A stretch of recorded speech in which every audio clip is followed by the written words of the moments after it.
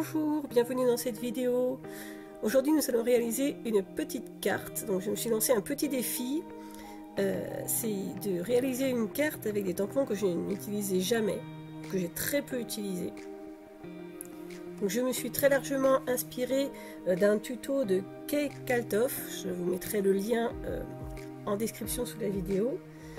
Donc là j'utilise un gabarit pour positionner mon soleil au milieu de ma carte. Ensuite, je tamponne les différents éléments.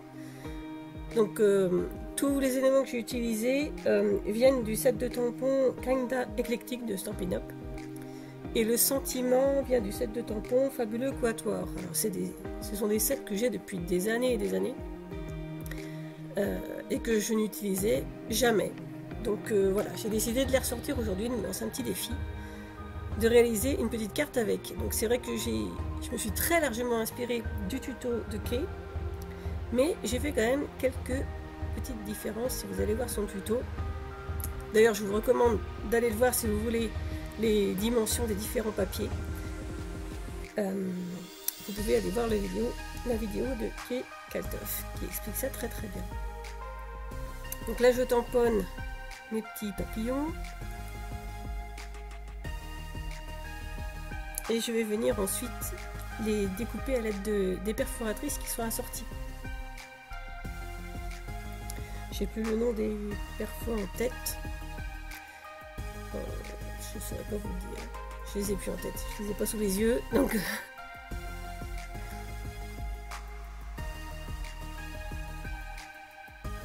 voilà, donc j'ai choisi comme sentiment remets-toi vite.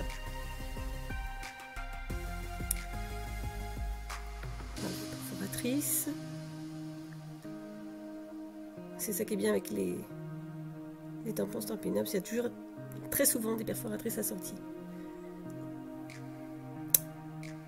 J'ai mes petits papillons et donc ma première idée c'était de coller les papillons directement sur mon fond. Mais finalement j'ai changé d'avis, vous allez voir. Donc je plie mon fond en deux.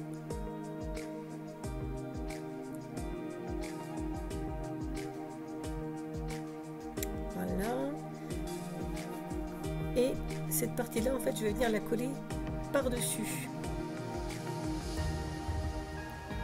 Donc là, j'ai dans le milieu, donc j'ai fait un trou avec un dive cercle.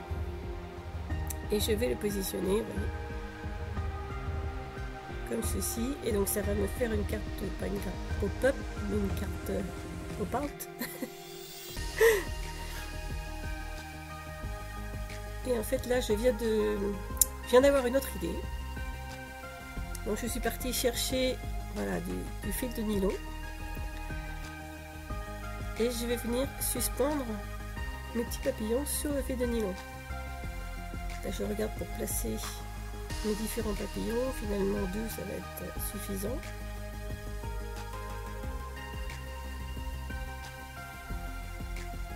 Donc je vais venir coller mon fil de nylon sur l'arrière avec un morceau de scotch double face. Je vais bouger la caméra.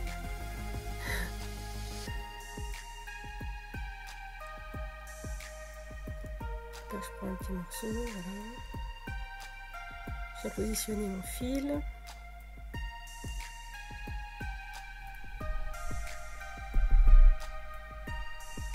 Donc je le positionne facilement au milieu grâce au pli que je viens de réaliser. Ça, il n'y a pas de souci. Je coupe ce qui dépasse. Je viens bien insister là où il y a le fil pour bien que ça tienne.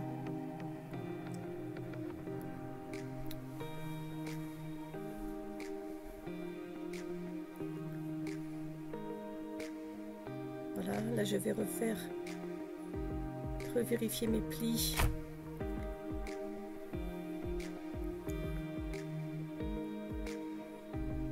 Et je vais venir coller mes petits papillons.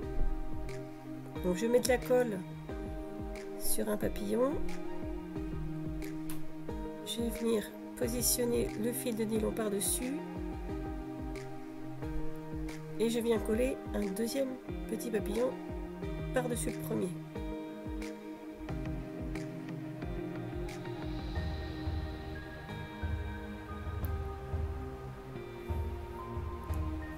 bien les papillons face à face.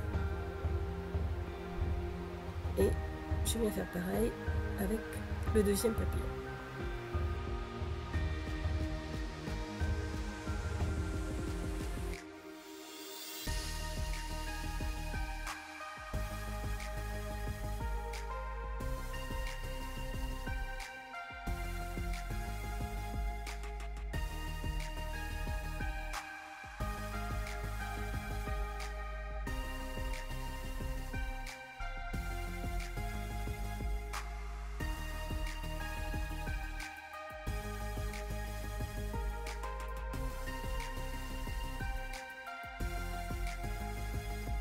Ça dépasse un peu, mais c'est pas très grave.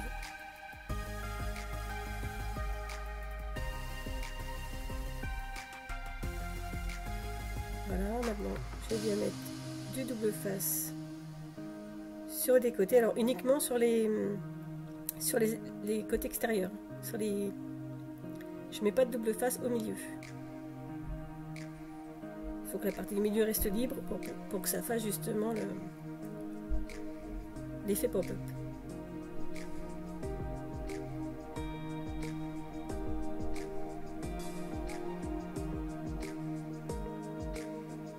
Donc là je trouve que mon tour de carte est un peu vide.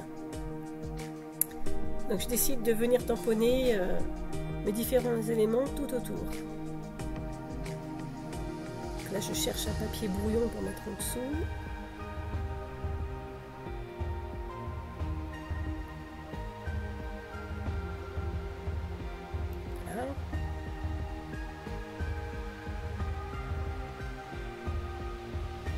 Et je viens tamponner comme ça, tout autour, les différents éléments de ma carte.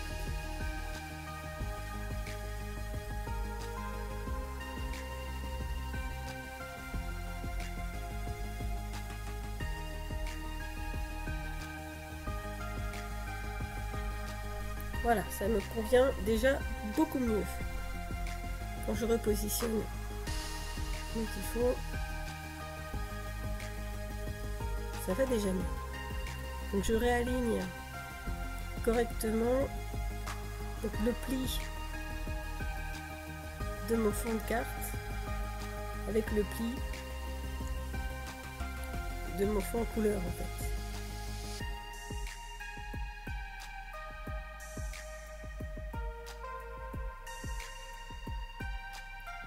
Donc là c'est la partie fun qui ne galère pas avec le scotch double face. Qu'on me jette la première pierre. De la main droite, ça va encore, mais de la main gauche, c'est plus compliqué pour moi.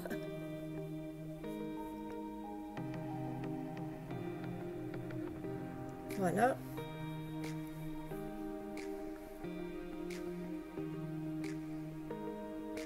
Donc je vais remarquer bien les plis.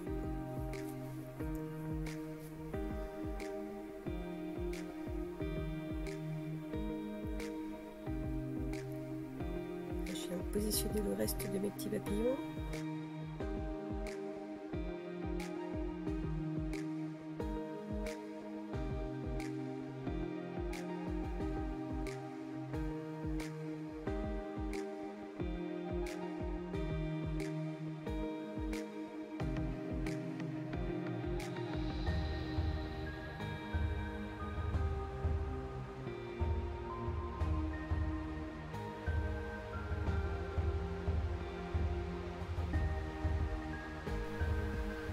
L'intérieur de ma carte est maintenant terminé. Là, je tournicote les papillons sur mon fil et quand on ouvre, voilà, ça fait un petit effet tournicotis.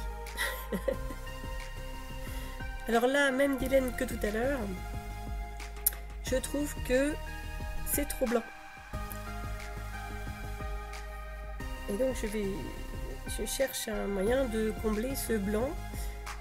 Et comme je n'utilise pas non plus énormément mes washi tape, j'ai ressorti mes washi tape. J'étais partie sur du bleu Et finalement, j'ai choisi du rouge. Tout va bien.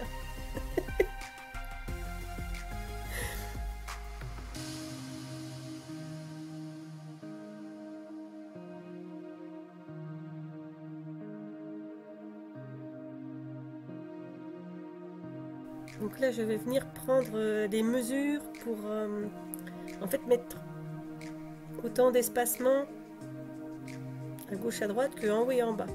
Donc je vais venir prendre mes petites mesures.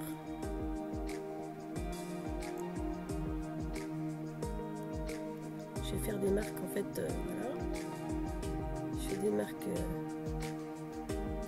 pour prendre mes petits repères. Et au début, l'idée c'était de mettre le washi directement sur la place de carte. Sauf que j'ai changé d'avis au cours de route, encore une fois. Et je me suis dit que je risquerais moins de me planter si je mettais le washi sur mon fond jaune. Donc je viens prendre des mesures. Voilà, de mon fond et je vais découper mon washi à la taille de mon fond jaune.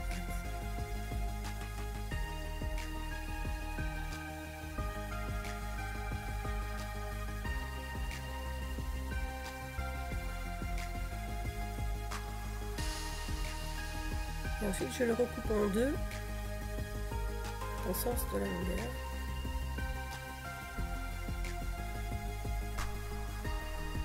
Comme ça je vais pouvoir utiliser en haut et en bas le même bout de washi. Je ne gaspille rien.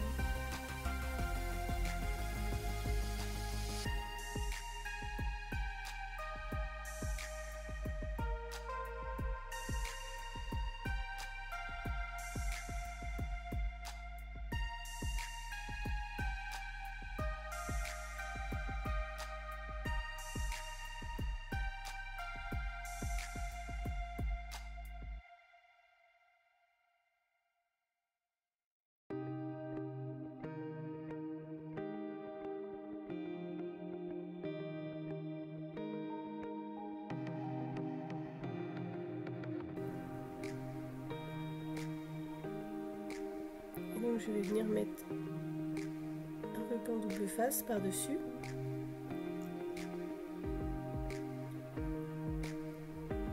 Pour pouvoir ensuite coller mon fond jaune par-dessus le washi.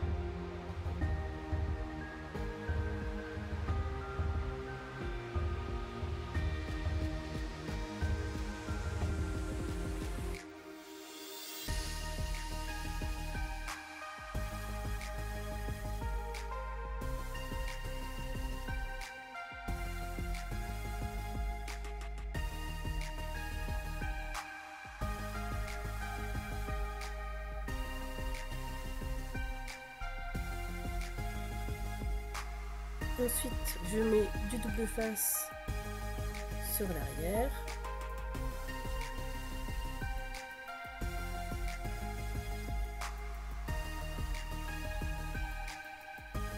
Et je vais venir le coller sur ma base de carte. Donc là, je décolle qu'une toute petite partie de mon double face pour pouvoir venir le positionner tranquillement. Et ensuite, je viens tout simplement enlever, voilà, sur les côtés. C'est la meilleure manière que j'ai trouvé pour coller mes fonds à peu près droit, parce que je trouve quand même encore le moyen de les coller de travers. Mais bon, ça va quand même beaucoup mieux depuis que j'utilise cette technique. Donc là, je viens m'occuper de mon devant de carte. Donc je réutilise les mêmes tampons que pour l'intérieur. Là je viens décharger mon encre parce que j'avais utilisé du orange. Donc je reviens utiliser du jaune. Donc les couleurs que j'ai utilisées, donc ce sont des pas de Stampin' Up. Donc j'ai utilisé feuillage sauvage, tarte au potiron, carré moulu, rose rouge et indigo des îles.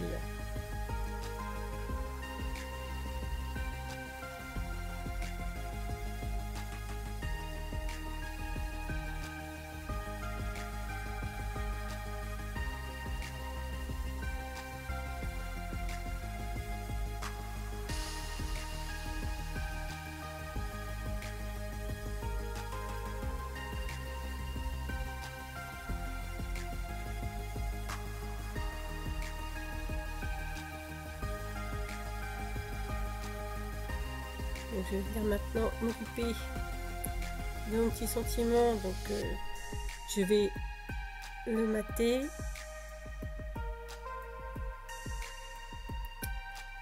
J'ai choisi un papier rose. Je vais vérifier quand même que ça matche bien avec le reste, pas de souci. Donc je vais venir coller mon sentiment sur mon papier rose.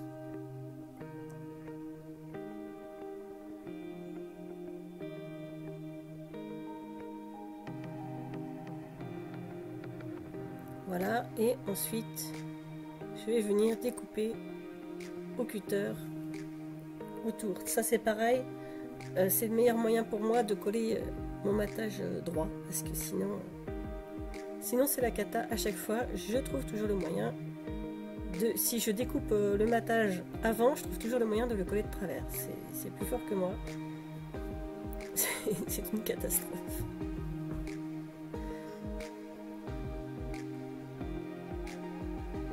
Donc même procédé que pour mon fond, je vais venir mettre sur les côtés du scotch double face. Là j'utilise exactement la même technique que tout à l'heure. Je mets du scotch double face sur les côtés, je décolle un petit peu. Voilà, je me laisse la possibilité de pouvoir tirer dessus par la suite. Je le place. Et ensuite je tire sur le petit bout qui dépasse. Et voilà.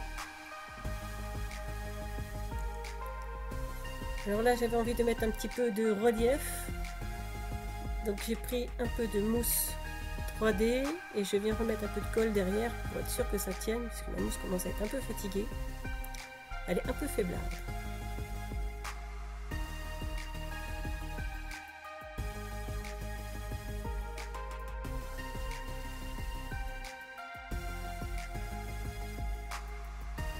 Et voilà, la carte est maintenant terminée. Encore un petit coup de tournicotis pour la route.